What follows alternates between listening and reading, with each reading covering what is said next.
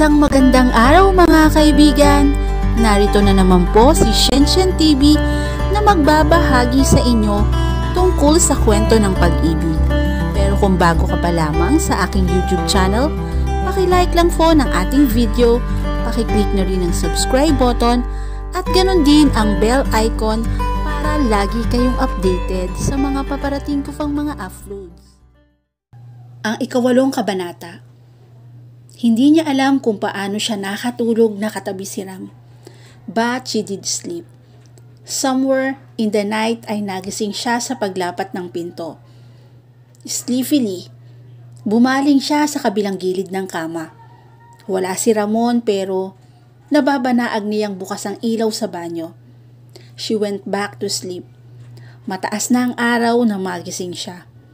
Wala na sa tabi niya si Ram. Nanatili siyang nakahiga at nakatitig sa bahagi nito. Her hand moved to his pillow, touched it softly. Gusto niyang kuhanin ang unan at dalhin yon sa dibdib, subalit pinigil niya ang sarili. Itong nakalipas na ilang araw ay wala na sa huwisyo ang pinagagawa niya. Marahang katok ang narinig niya mula sa pinto. "Come in," anyaya niya. Alam niyang si Aling Puring yun. Sa tuwing nasa bilya siya ay dinadalan siya nito ng kape sa umaga, bago siya bumaba sa dining room. Subalit kumunot ang noo niya nang makitang si Conchita ang may dala ng tray ng kape. "Bakit ikaw nagdala ng kape ko rito? Ha, Conchita? Nasaan si Manang Puring?" "Abala sa kusina, kaya ako na ang nag-alok na ihatid sa'yo." Inilapag nito ang tray sa mesang bilog na nasa isang bahagi ng silid. Maagang nagising si Ram. "Nasaan ang asawa ko?" tanong niya at tumayo. "Nasa labas, nag-iikot." Nagsalin siya ng brew coffee sa mug. "Tingin ko sa asawa mo, mangingisda talaga." Patuloy nito at pinagmasdan siya. She frowned at her. "Why should you think otherwise?"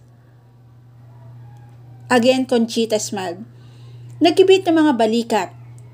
Pero mukhang hindi sanay si Ram na pinagsisilbihan ng mga katulong. Naninibago ng paghandaan ng almusal ni Puring, kaya lang simpatikong mangingisda ang asawa mo, Joanna. Nakatalikod siya rito. At ang pagdadala niya ng mug sa bibig ay nahinto. Isip lang ba niya na binibigyang diin ni Conchita ang salitang asawa? Itinuloy niya ang paghigop sa kape at pagkatapos ay hinarap ito. "Nasa labas na rin ba ng silid ang lolo?" "Tulog pa. Masyadong na-excite sa pangyayari kahapon. Huwag kang mag-alala. Ginagawa ko ang lahat para sa kanya." "Mukhang wala kang balak na iwan ng lolo, no?" Diretso ang titig na ibinigay nito sa kanya. "Kailangan niya ako, Joanna. Wala ka pa rito ay nagsisilbi na ako kay Senyor Serapin. At kapag ka umalis kayo at bumalik sa Mindoro, tulad ng gustong mangyari ni Ram, ay lalong kailangan ako ng matanda." "Paano mo natitiyak na babalik kami sa Mindoro?" Makahulugang umiti ito. "Sinabi ng asawa mo kagabi, hindi ba? At natitiyak kong hindi ang uri ng lalaking si Ram ang kayang manipulahin ng lolo mo. Kung hindi man, she shrugged. I'm sure may mahalagang dahilan na kailangan na ninyong umalis." Pagkasabi niyon ay tumalikod na ito at lumabas ng silid. Ilang segundo na wala si Conchita ay iniisip pa niya ang huli nitong sinabi. Naghihinala ba ito? Pero imposible yon. She couldn't remember giving herself away since their arrival yesterday. Pero tama ito. Makalipas ang 2 linggo, ay aalis na sila ni Ram at babalik sa Mindoro. Tapos na ang usapan nila. Paano na? I handle one problems at a time, she said worriedly. Pinangalahati ang laman ng mug at pumasok sa banyo para maligo. Lumabas siya ng bahay. It was a beautiful morning. Ang mga damo ay basa ng malamig na hamog at sadya niyang isinasagi ang mga paa sa damo at damhin ang lamig niyon hanggang sa makarating siya sa duyan na nakatali sa isa sa sanga ng malaking punong mangga. Ang paborito niyang lugar. Naupo siya at sa manipis niyang cotton jeans ay naramdaman niya ang lamig ng duyang bakal. Umingit ang duyan. Ang lubid na nylon ay magaspang at masakit sa kamay.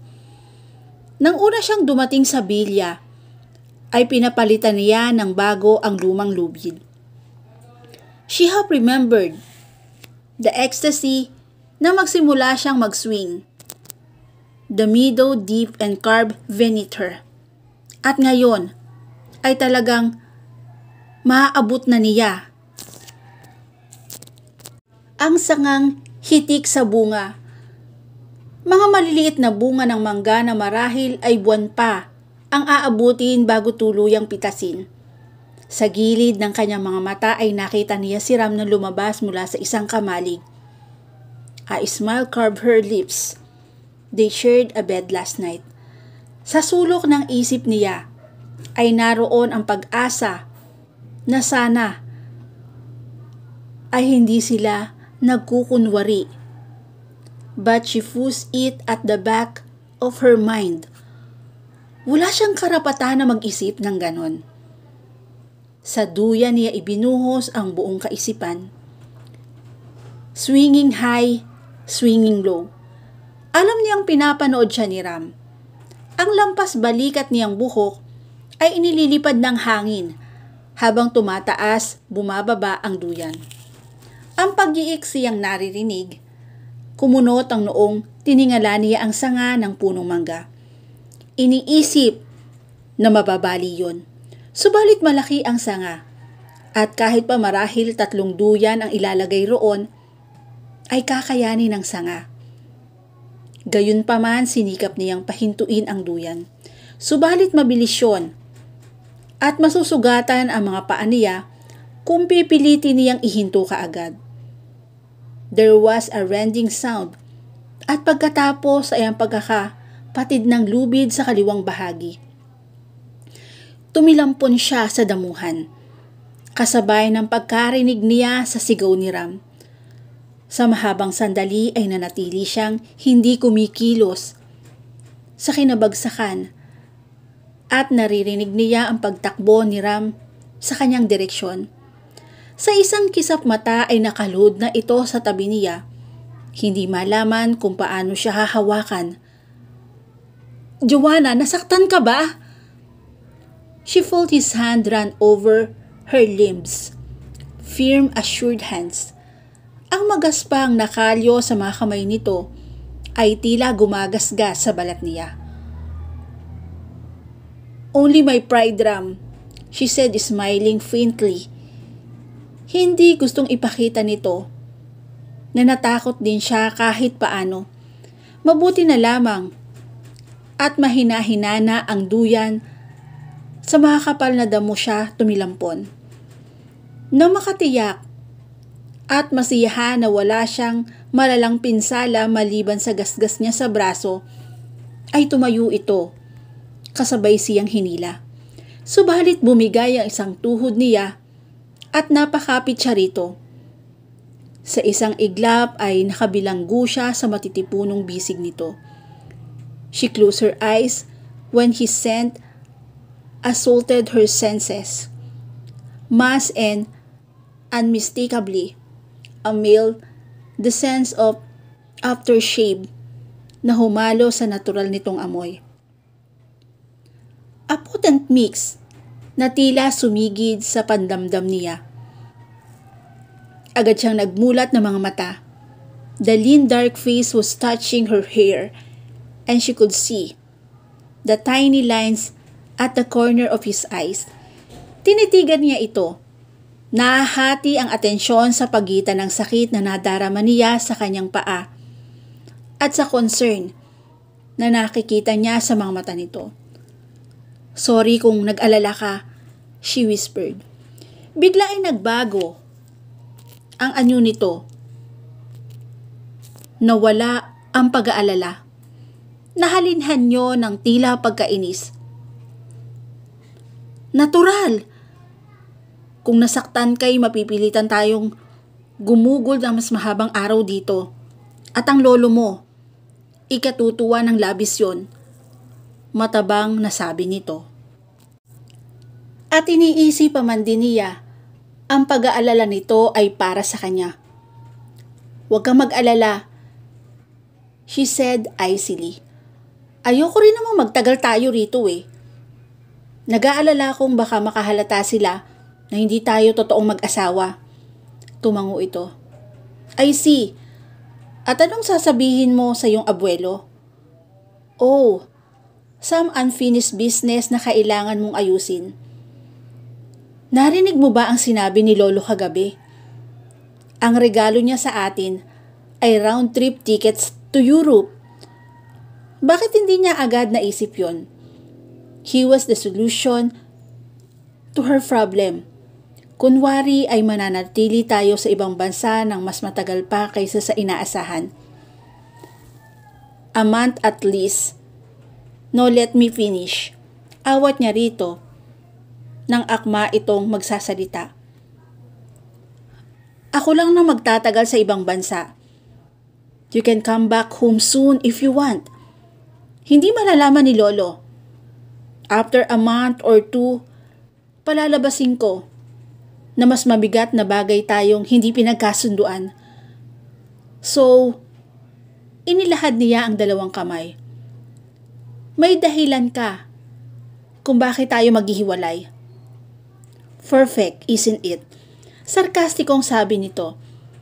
"And I'm the perfect scapegoat in this charming little thought.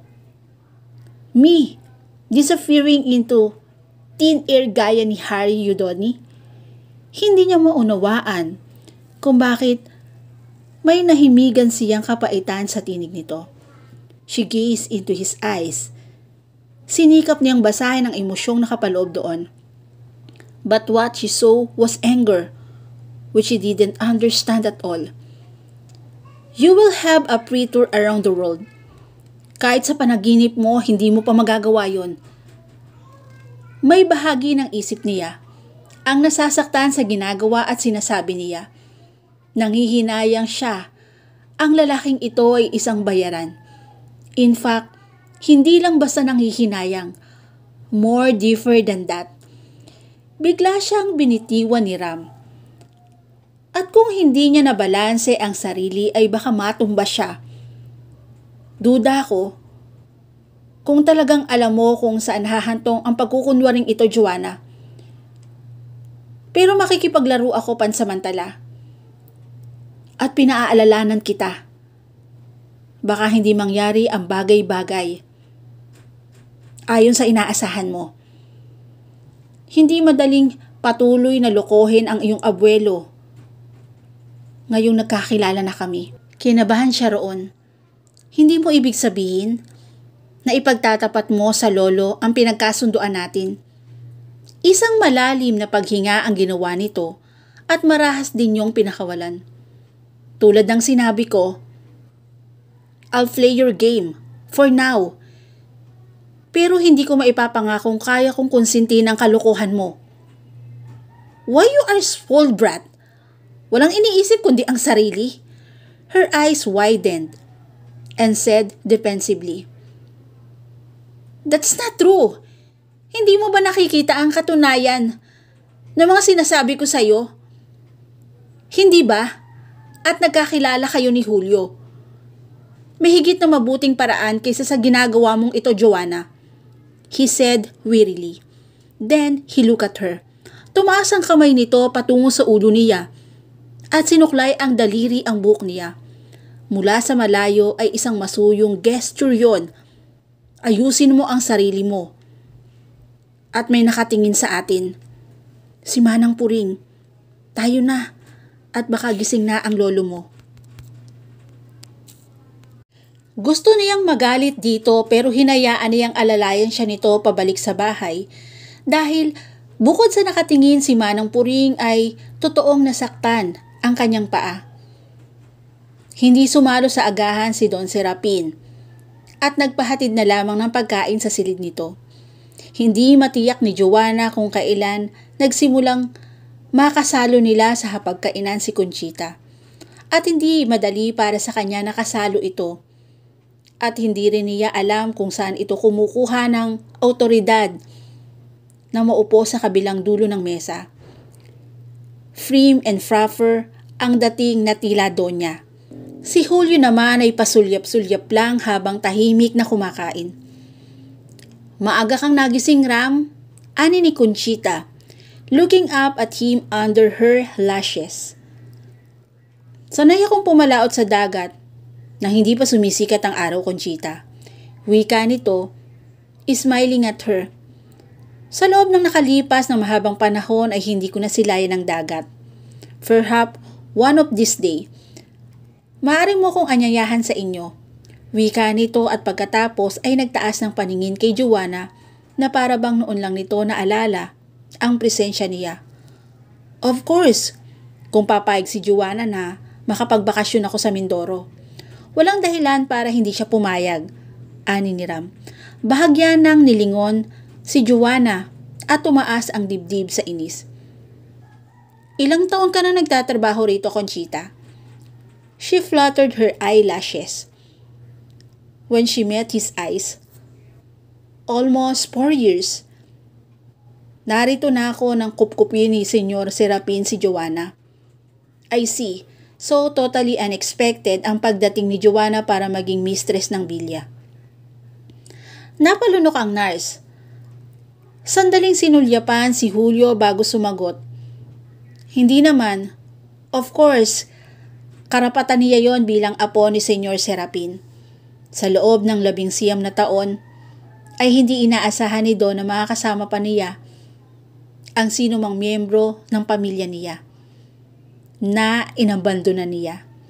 Joanna would have reacted angrily, but Ram's eyes held warning. Nagpupuyos niyang binalingan ang pagkain. Subalit hindi naman maaaring itanggi ng senyor ang kanyang apo. Patuloy ni Conchita. Pero nag-iba ang sitwasyon ngayon. Nag-asawa na siya. Joanna could swear na binigyan nito ng emphasis ang salitang nag-asawa, meaning Ram Quirids. Hindi maaasahan ng senyors na mananatili si Joanna rito. I mean, hindi talaga maaasahan si Joanna sa pag-i-stay dito. I mean, kayo, tumango-tango si Ram at handa kang maging mistress ng Villa sa aming pag-alis. Yung ba ang ibig mong sabihin? Handa akong manatili rito hanggang kailangan ako ng aking pasyente.